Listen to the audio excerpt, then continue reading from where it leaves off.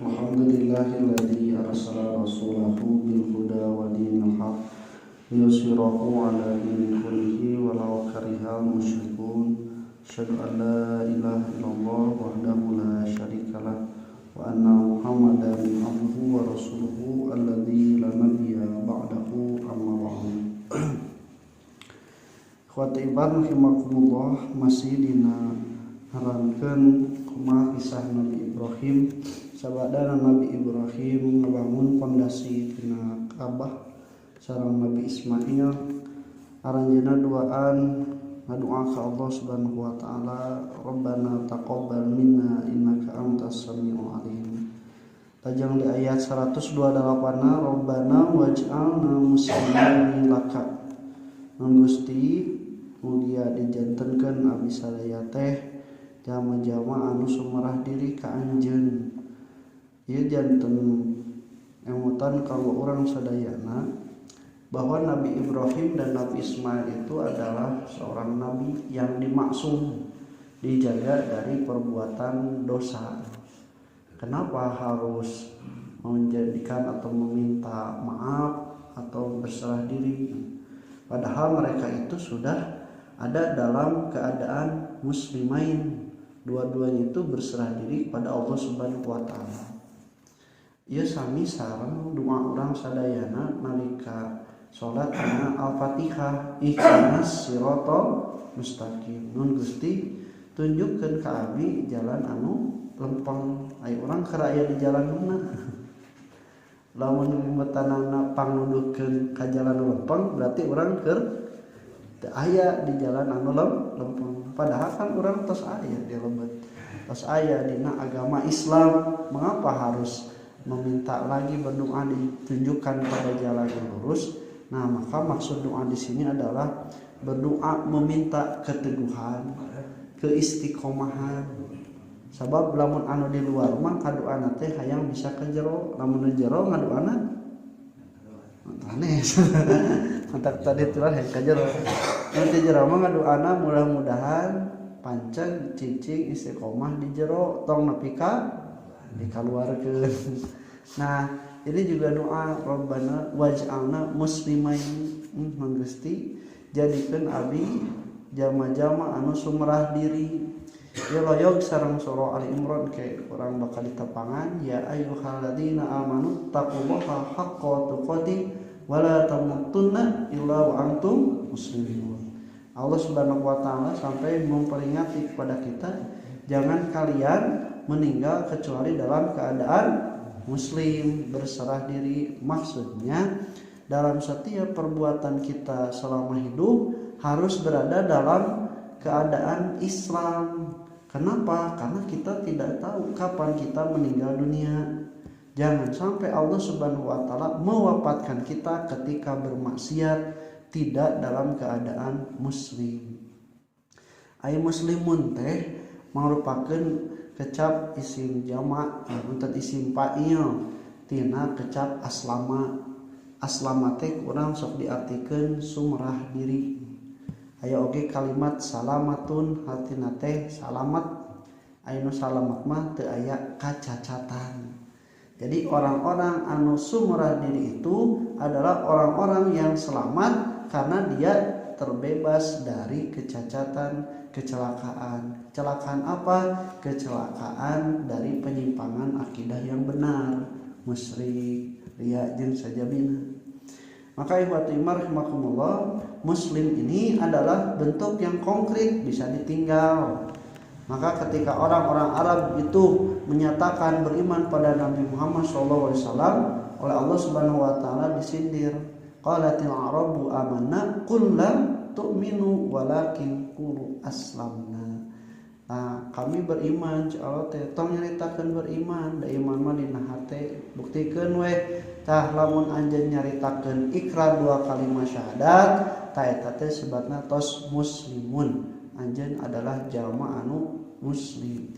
Dan Rasul pun memerintahkan kita untuk selalu menghukumi, maksudnya menghukumi teh menilai, menentukan seseorang itu berdasarkan yang zahirnya, berdasarkan nu katingali. Ya lamun misalna aya nu salat aya nu di masjid aya nu ka masjid tos we penilaian urang teh kudu hade da dohirna memang kitu ulah dia mutan ka masjid ge bawa niatna goreng bawa niatna awon gitu nya entong da urang teu apal maka cukup kita menentukan dan menilai itu berdasarkan yang dohir. Demikian pula Rasul ketika diajarkan oleh Jibril mal Islam, apa Islam itu? Maka semuanya adalah perkara-perkara yang zahir. 1. Ikrar, 2 kalimat syahadat, 2 salat, 3 saum, 4 ibadah haji dan zakat yang kelima. Itu semua adalah ciri-ciri dari keislaman yang kita sebut dengan rukun Islam. Nah, ikhwatimah rahimakumullah, Nabi Ibrahim pun berdoa bersama Nabi Ismail itu menjadi orang-orang anu sok katingali nu sumanget anu katingali prak-prakan dina kataatanana gitu. Jadi jamaah muslim teh kudu katingali salatna, kudu katingali zakatna, kudu katingali saumna, ibadah hajina, sangkan terjadi fitnah sakumaha jamaah anu teu muslim. Kudu aya beda nalika mau adan orang anu Islam jeung orang anu teu Islam. Ulah jadi sabalikna antara Islam jeung teu Islam teh eueuh bedana da mau adan teh masing-masing hare-hare we kana pagawean jeung kana usahana. Malah aya nu teu usaha ge hare-hare. Nah, ikhwati rahimakumullah, maka dikatakan waj'alna muslimaini laka wa min dzurriyyatina ummatan muslimatan laka. Juga dari keturunan kami mudah-mudahan engkau jadikan adalah ummatan, sebuah umat muslimatan yang juga berserah diri. Dia terus nepikeun kanalikan Nabi Yakub diterangkan ketika akan merasakan kematian, dia pun juga sama mewasiatkan kepada anak-anaknya untuk muslim, untuk menjadi orang-orang yang berserah diri pada Allah. Wassabiha Ibrahim banihi wa Yaqub ya baniya innallaha astafa lakumuddin fala tamutunna illa wa antum muslimun.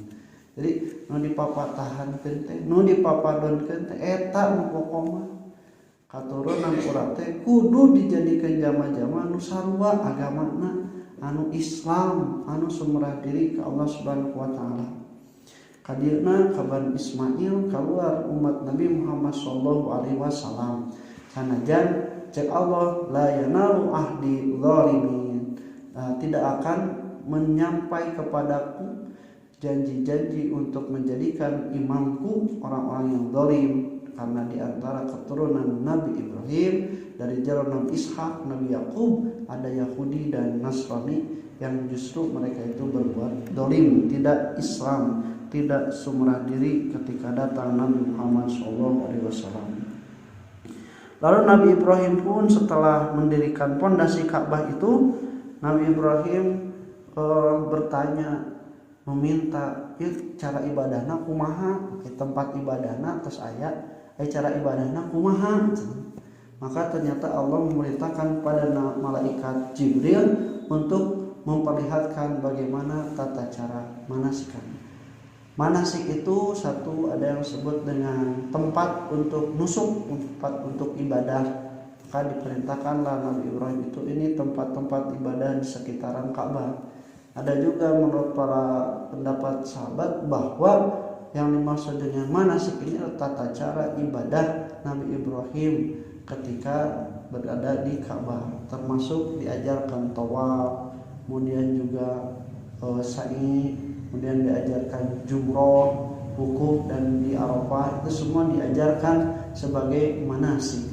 Dan Nabi Muhammad SAW pun juga sama memerintahkan kepada umatnya, hudu anni manasikakum, kalian harus mengambil dariku tata cara ibadah dari ketika melaksanakan ibadah haji. Yang ternyata manasik Nabi Muhammad SAW itu adalah sama menuruti dan mengikuti manasik Nabi Ibrahim alaihi salam.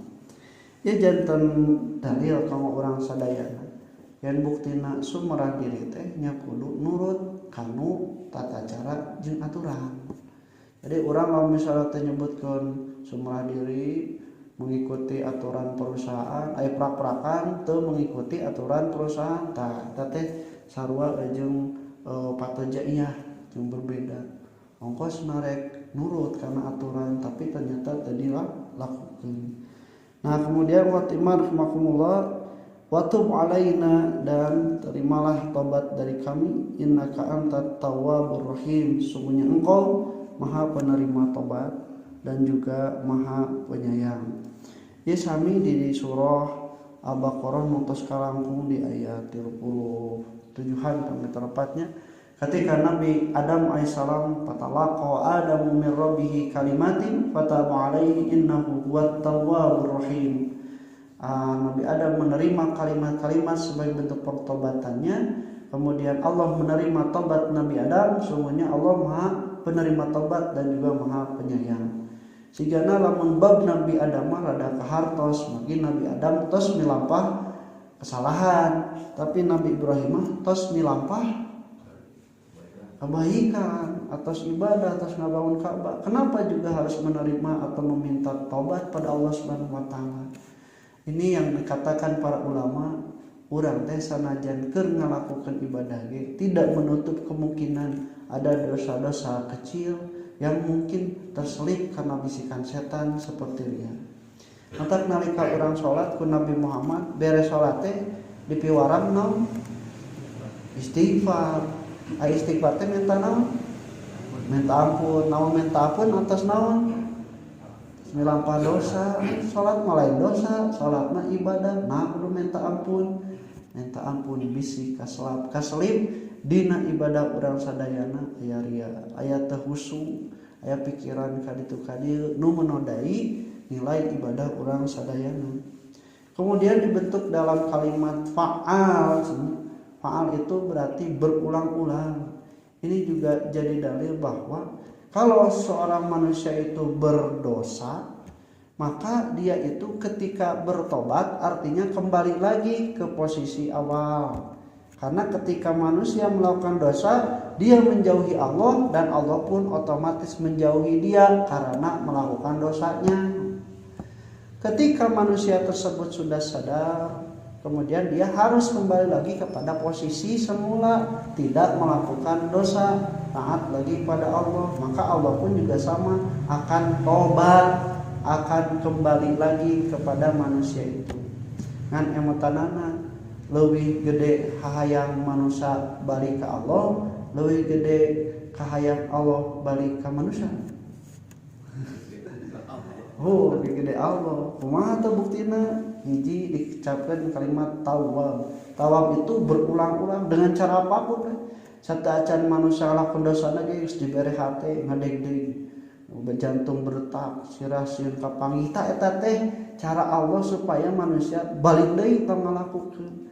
Dikersakeun lamun nepikeun ka ngalakukeunana manusia ada timbul kesadaran. Atawa lamun misalna teu sadar dibuka digirang dikatingalikeun ku batur. Diwiwirang masih kene angger dibikeun adabna di dunia, dipayunkeun sameme adab anu gede, tapi salila kene di dunia Allah mah masih kene mengharap la'allahum yarji'un. Mudah-mudahan ku nampi siksa teh manusia babalik pikir. Jadi Allah mah dengan berbagai cara memaafkan manusia itu, menginginkan manusia untuk bertobat walaupun sudah melakukan dosa. Jadi cek istilah nama melakukan dosa tobat, melakukan dosa deui tobat deui, melakukan dosa deui tobat deui. Tarima moal tarima moal nepikeun ka di ujung hidupnya kalau akhirnya bertobat masih kene ku Allah Subhanahu wa taala aya peluang untuk diterima dosanya. Namun diterima hungkul taubatna palingan ukur banter maksimal teh diringankan dosanya, hukumannya. Jadi lamun dihampura diterima taubatna penyesalanana paling hukumanana diturunkeun dispensasi. Tapi lamun Ar-Rahim Allah Maha Penyayang dipentana pasti akan dilupakan, bahkan akan diganti dengan kebaikan yang lebih. Tah urang mah minta teh lain Allah narima tobat hungkul, tapi mudah-mudahan mikanya supaya lain ngan ukur murangan atau nangguhkeun dosa, tapi mudah-mudahan oge ngabebaskeun, mopohokeun, menghapus tuntutan dosa anu tos urang dipilampah teu ditibankeun sieun neraka. Malah mudah-mudahan dijadikan wasilah tobatna teh kahadean anu ngabuskeun kana surga. Sakitu rek tiasa kapiatur aku qouli hadzal wa astagfirullah wa atubu ilaih. Assalamualaikum warahmatullahi wabarakatuh.